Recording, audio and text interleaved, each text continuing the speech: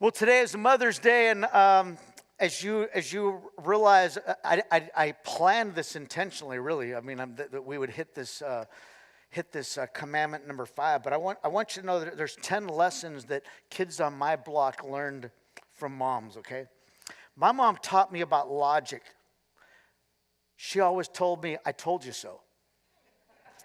My mom also taught me about endurance when she said to me, "You will sit here until that cream corn is gone."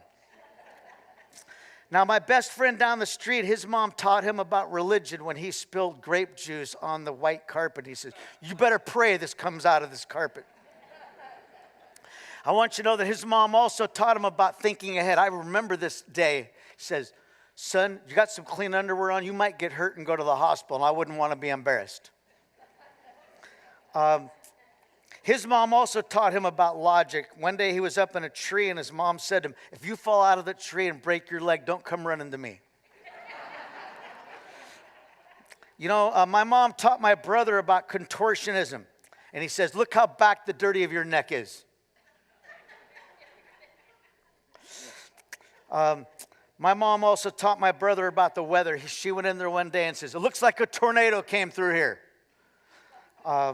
My next door neighbor's mom taught him about how to grow up, and she said, "If you don't eat this spinach right now, you'll never grow up." His mom also taught him about wisdom and knowledge when he said, "When you get to be my age, you'll finally understand." He's still trying to catch up to her. And my mom taught me about gardening when she said, "Don't ever swallow those watermelon seeds again. They're going to grow out of your ears."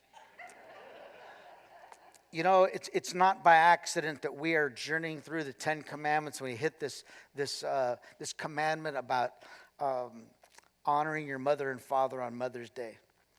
If we were to review the first 4 commandments, which is about our vertical relationship with God. That's what these first 4 commandments are about. And the first commandment really has this thought of this, is that nothing is even close to the greatness of God. Therefore, worship him alone. That's really kind of a summary of the first commandment. The summary of the second commandment would be this: things have been made, they don't deserve our worship. Things that are made don't deserve our worship. Third commandment, kind of a good summary of that would be God's name is a title.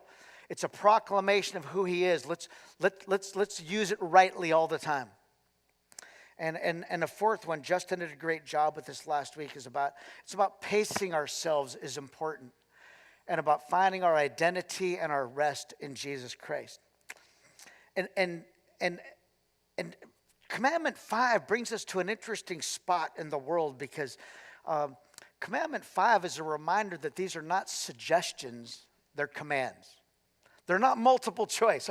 I'll do 1, 3, and 5. Okay, I got those down. Anybody like that? Oh, you guys are on 2, 4, and 6 then, okay?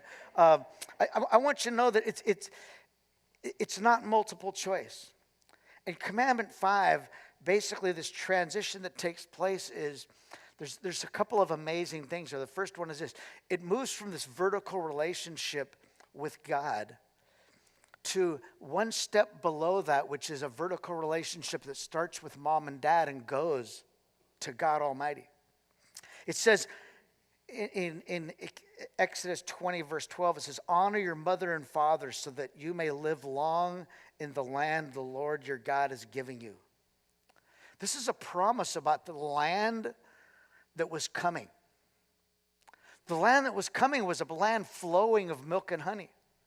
The land that was coming was a place that they had to conquer to make godly. The role of a parent is not just about the frosting, it's about finding all the ingredients to put the cake together to say that we're going to conquer this problem here. And maybe it's my problem and maybe it's your problem. We're going to conquer this. We're going to win this journey. Do you know that the 5th commandment is the only commandment that has no negative words at all? None. Commandment 1 says no other gods. Commandment 2 says you shall not. Commandment 3 says you shall not. Commandment 4 says you shall not. Commandment 6 says not murder. 7 says not commit adultery. 8 says do not steal. 9 says do not lie. 10 says do not covet. Number 5 is the only one with no negative words. And in fact, not only are there no negative words, it's the only commandment with a promise. I don't know about you, but God's promises are worth banking on. Many years ago, there was this little boy at Vacation Bible School. He's 5 years old, and his hand got slammed in the car door right there. This part of his fingers are in the doorway, and this part is out. And I said to him, I was feeling really bad, and I said, Neil, I'm going to take you for ice cream, and we're just going to celebrate the fact that you're okay. 9.5 months later, his mom calls me on the phone and says, I'm sure you haven't forgot that you're just planning for exactly the perfect day.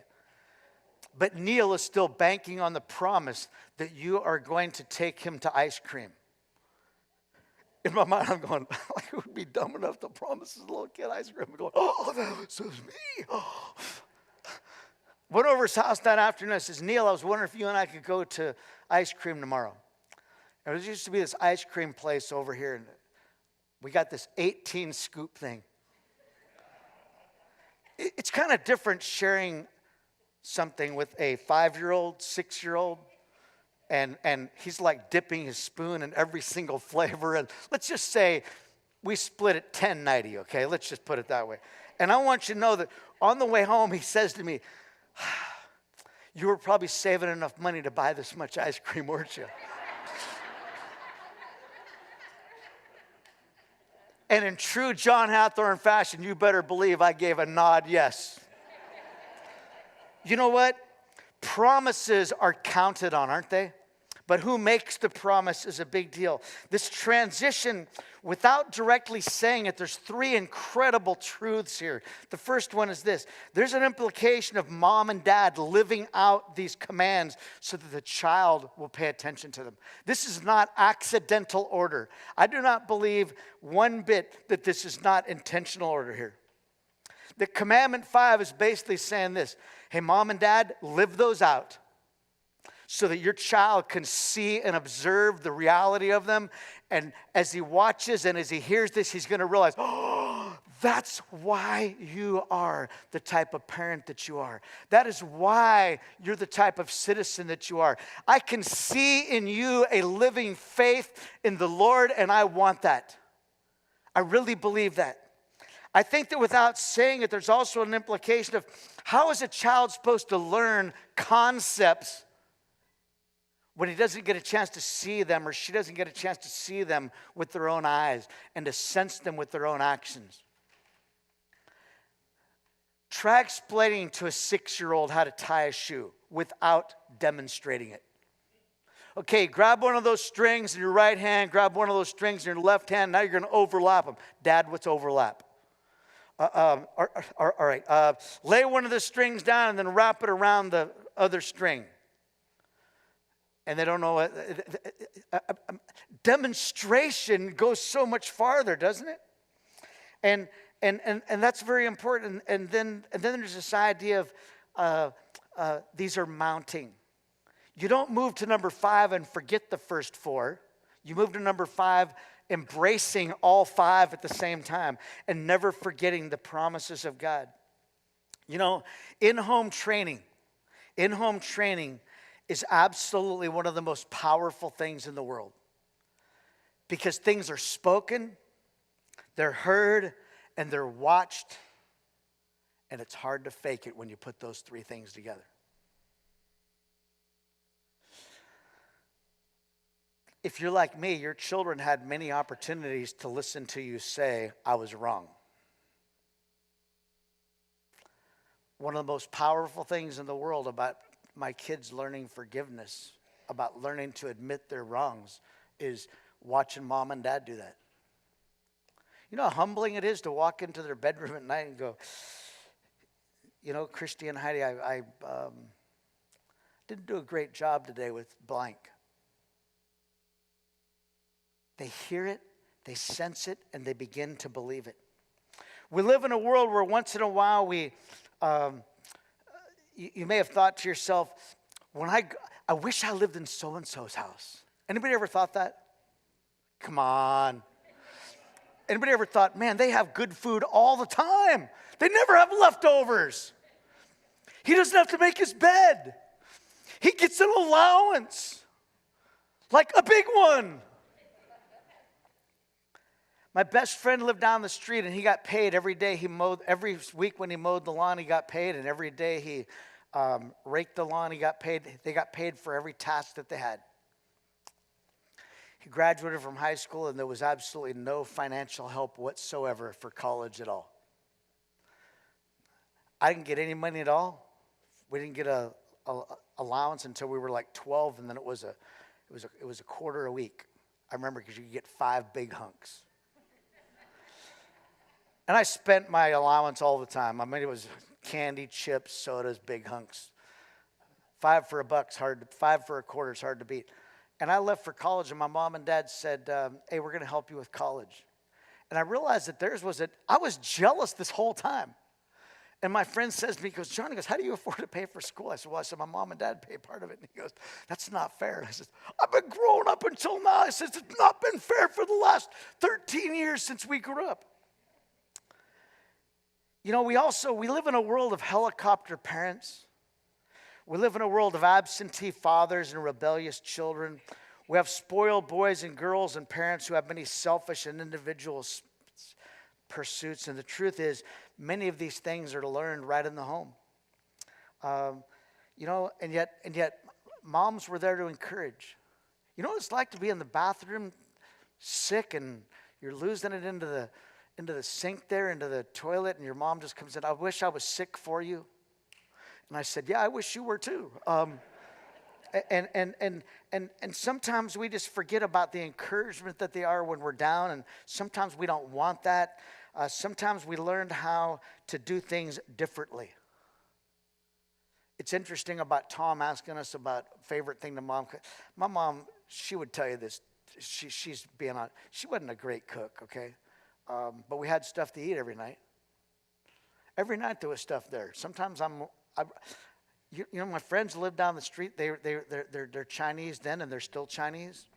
Like, they got Chinese food every night. And I'm like, Mom, why don't we be like the Hong family? We could have Chinese food every night. And the truth is that I'd like to give you a quick example. You know, there's a lady who, when she was growing up, they had a roast every Sunday morning. Every Sunday morning, Mom prepared a roast before they went to church, and she cut the ends off of the roast. And then they had roast every Sunday after church. And when this girl got married, every Sunday they had a roast too, because that was their tradition. They cut the ends off the roast and they cooked it. And finally, they'd been married about 5 years. And finally, her husband says, hey, you know, why do we cut the ends off of the roast? I don't know. So she called her mom and says, Mom, why do we cut the ends off the roast? Because it wouldn't fit in the pot when we were growing up. And the truth is, here's a behavior that gets emulated and you don't even know the why. Does that make sense? And then there's the children who grew up. And when they grew up, they saw a Bible on the kitchen table. They saw a little notebook. And they know that their mom spent time praying for them every morning. In our bathroom at our house was a little devotional called Guidepost Magazine. It was a little daily devotional. And one day I go, I'm just going to start reading this when I'm in the restroom. And I go, you know, it's something to do. And finally I asked my mom, I said, Mom, how long's that been in our bathroom? She said, John, she said, when you were about 3 years old, I started to get it. And I realized that every day I needed to spend some time in God's Word. Because I wanted to be the mother that I ought to be to you and your brother. And she said, that's my way of just starting the day out right. That has been with me since that day. The incredible things that take place is this idea of no random order. The relationship with God is primary in our life. And a relationship with family is very, very distinct. So let me share a couple of things here, okay? I think that there's something that we can get from this little verse here. And it's this: the importance of mom and dad living out the faith. That's an important thing. Because as you know, more is caught than taught. Don't miss the opportunity to model this. I'm being truthful here. My daughters have never seen a dad at 60 until I hit 60. So they're finding out what it's like to be a dad at 60. And in 10 months, they're going to learn what it's like to have a dad who's 61. They knew what it was when I was 39. They knew it. And here's just the idea, is the importance of living it out. The 10 Commandments are actually in another book of the Bible. Most of you probably know this. They're also in the book of Deuteronomy.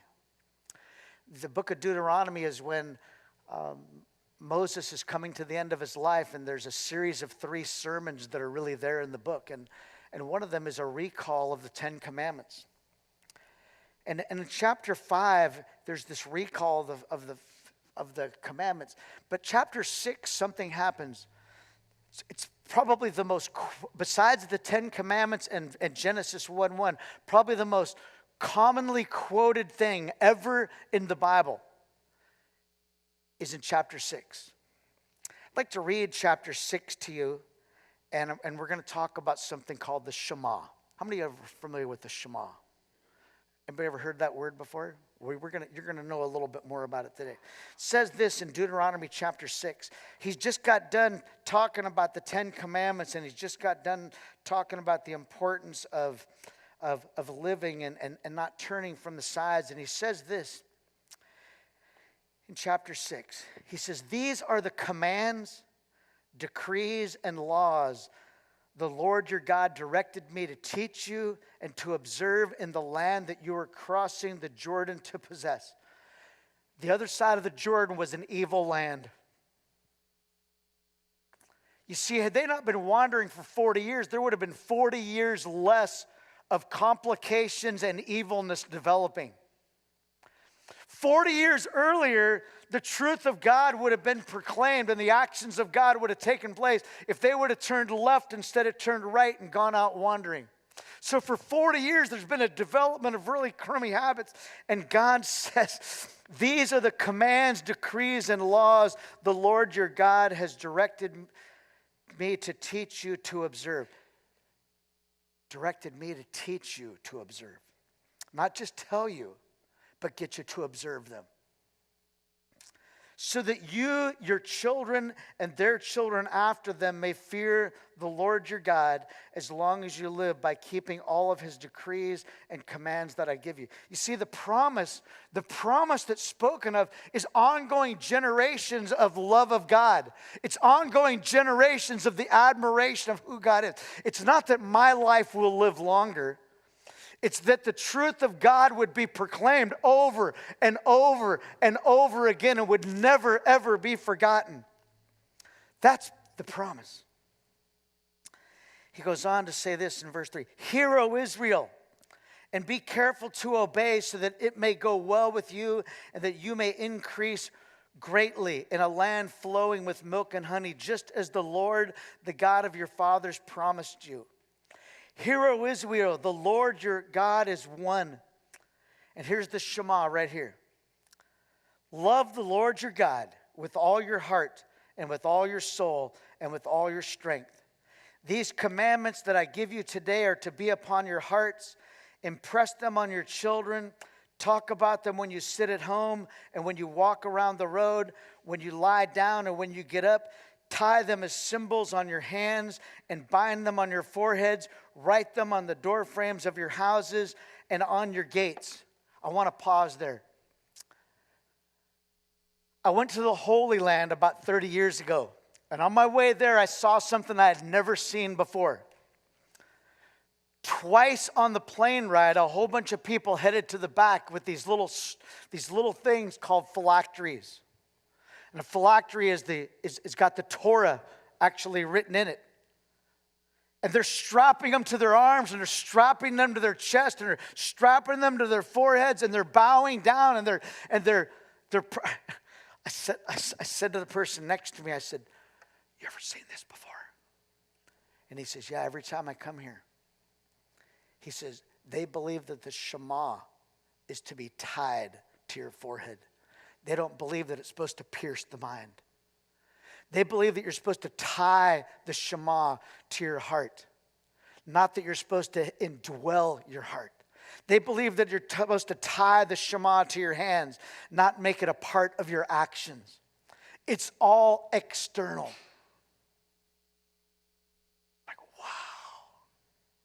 It's incredible. They went back there again, and I'm going, wow.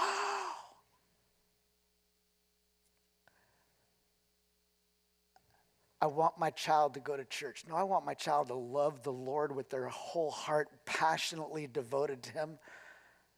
Wherever church they go to, as long as they're preaching the gospel, and as long as they're teaching the truths of Scripture, that's what I want.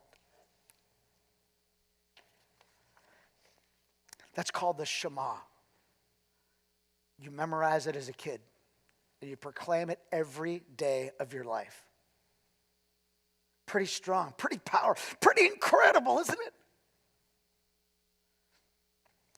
The end of the Shema takes place, and it goes on in verse 10, and it says, when the Lord your God brings you into the land he swore to your forefathers, remember, he kept his part of the promise. He brought him to this land.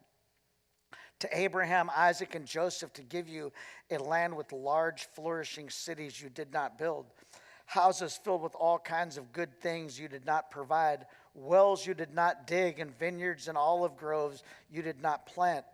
Then when you eat and are satisfied, be careful that you do not forget the Lord your God, who brought you out of Egypt, out of slavery. Fear the Lord your God, serve him only, and take your oaths in his name. Whew. Training, one of the most incredible things in all the world. There's this place kind of in between here and the foothills called Indian Grinding Rock. They're actually changing the name of it because the name Indian isn't going to be used anymore, okay? Anybody ever been there?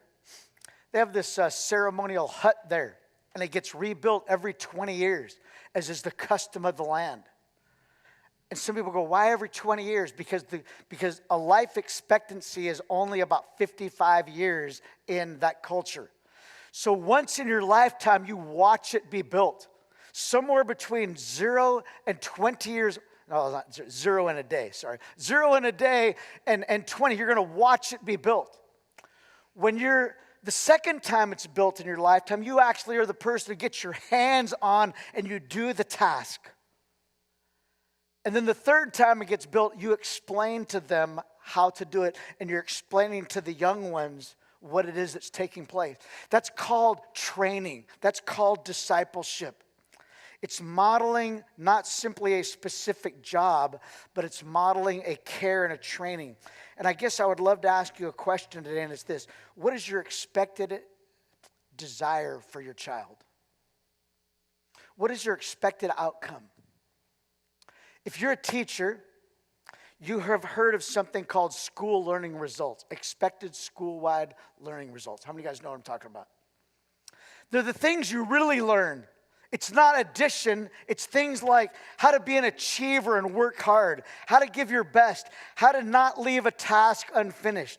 It's about being an effective communicator. It's how to listen. It's how to speak clearly. It's how to write clearly. It's about being a community contributor, not just being a lazy person, but being a part of the process, being a model citizen, supporting others, teamwork, those sorts of things. It's about being a problem solver, not just a memorizer. What's a problem solver? It's somebody who processes information and transfers this information to this other situation. Those are the skills that we are teaching. We use math to teach that. We use reading to teach that. We use spelling to teach that. We use history to teach those.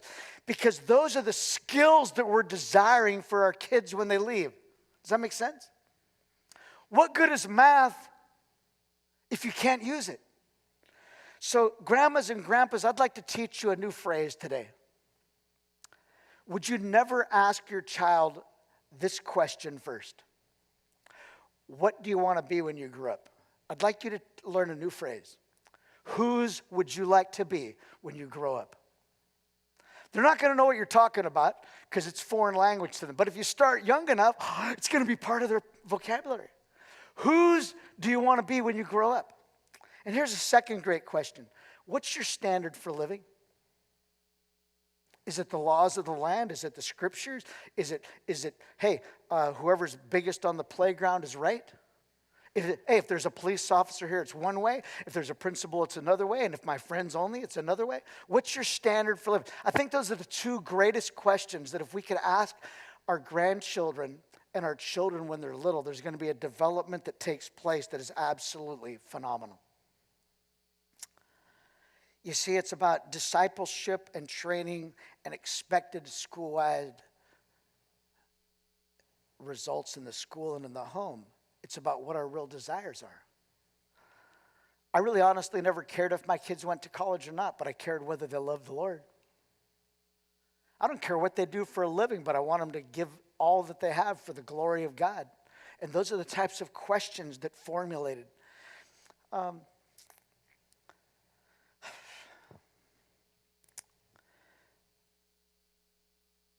guess a good question to ask is, how are kids ever going to learn this? How are children going to learn these commandments 1 through 4? They're going to learn them by repetition. They're going to learn them by interjection on our part. They're going to learn them. You see, in this world that they were in, Dad didn't go to work. They watched Dad all the time. They worked right along with them because work was right there.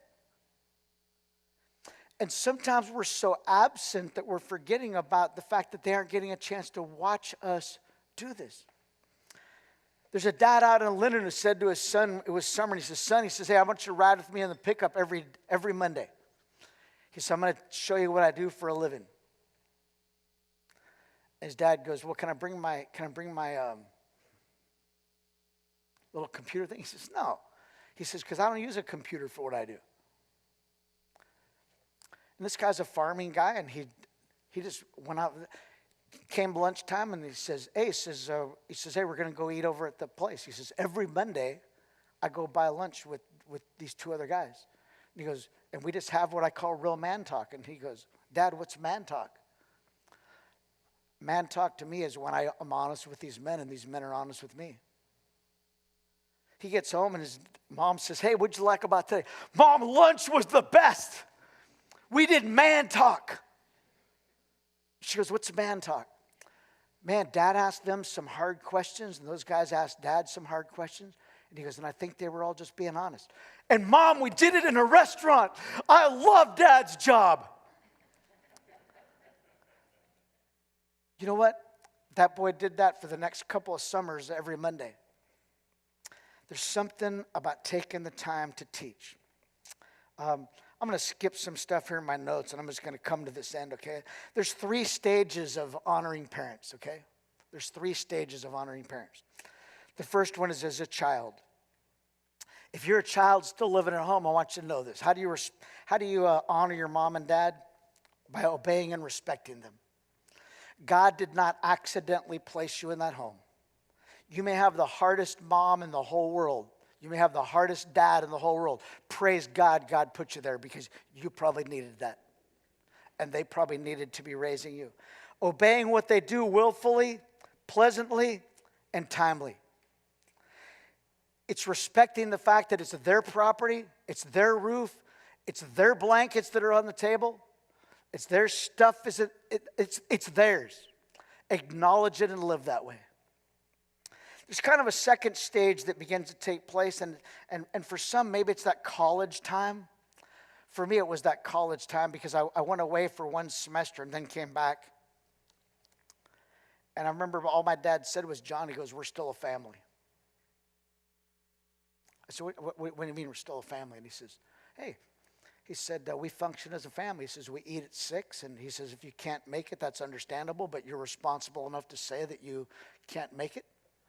And he said, and after dinner, he says, if you're going somewhere, he says, the rest of the family deserves to know where you're going. He said, because we're a family, we function as a family. And kind of that second thing I would say this is by accepting and appreciating them. It's not running from them. I was 24 years old when I finally moved out of the house for good. I know they wish it was 14, but it was 24. And you know what? I probably learned more about family in those 6 years that it was harder from 18 to 24 than I did in the beginning. Why? Because I learned this idea of not seeing their faults, but seeing in spite of their faults. You start seeing their hang-ups sometimes, and we see some kinks, And the point is, we want to point those out and we forget about all that's being provided. And then there's that idea of when we finally leave the home. And as an adult, we can honor our parents by not forgetting them. You know, a phone call today, my mom and my wife, neither one of them are really big on massive gifts. They just want to be acknowledged. A phone call to my mom on Mother's Day would be the greatest thing in the world. Just to be there for a little bit, just to care. It's not forgetting. It's making sure that they know that what they did and what they're doing by being available is a good thing. And you know what? That's a reminder to me. It's so easy to say, well, God, I deserve that. I deserve that money you gave me. As opposed to saying when you're at the grocery store, thank God I was provided with the skills. Thank God I was provided with that job. You know, if I could close with one little thought today, it'd be this. What would the planet be like if every mom and dad obeyed the first 4 commands and their children watched their mom and dad live those things out? Oh, would it be a beautiful earth? Let's pray with that thought.